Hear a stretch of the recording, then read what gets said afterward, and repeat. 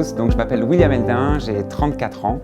Je suis le CEO de 22. Donc 22 est une entreprise qui existe depuis 5 ans maintenant, qui a 70 salariés et qui est spécialisée dans la vision par ordinateur en intelligence artificielle. Alors l'application qu'on a créée spécifique pour les Smart Cities, donc 22 Smart City, s'installe directement dans ce qu'on appelle le CSU, c'est le centre de supervision urbain. Vous savez, c'est cette espèce de salle avec toutes les caméras, les joysticks, etc.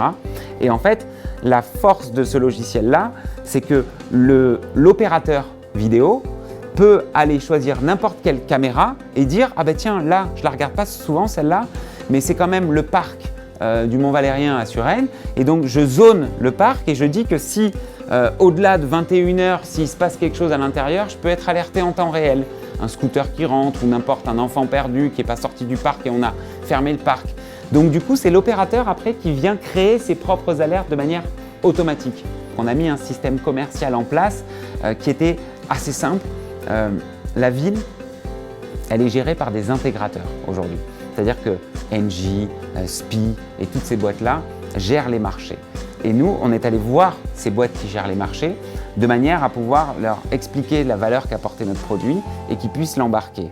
Ils étaient OK, on a calé des contrats cadres avec eux et on est allé faire du lobbying auprès des maires, auprès des élus, en leur disant que notre produit avait de la valeur. Quand le maire dit OK et que les élus disent aussi OK, alors l'intégrateur prend notre système et c'est là où on devait être intelligent et avoir un système qui est facilement adaptable au réseau de caméras existant. Je pense que vraiment tous ces systèmes technologiques doivent nous aider à amener nos villes vers moins de consommation. On parlait de l'électricité juste avant, on peut parler aussi des feux rouges parce que les feux rouges et le trafic, la fluidité du trafic fait consommer moins de CO2. Les cas qu'on développe et ceux pour lesquels on fait beaucoup de lobbying, c'est tout ce qui est un peu vert. Donc, le taux de remplissage des poubelles, de manière à avoir une ville propre, les dépôts sauvages, de manière à avoir une ville propre, les lumières, de manière à économiser de l'énergie et de l'empreinte carbone.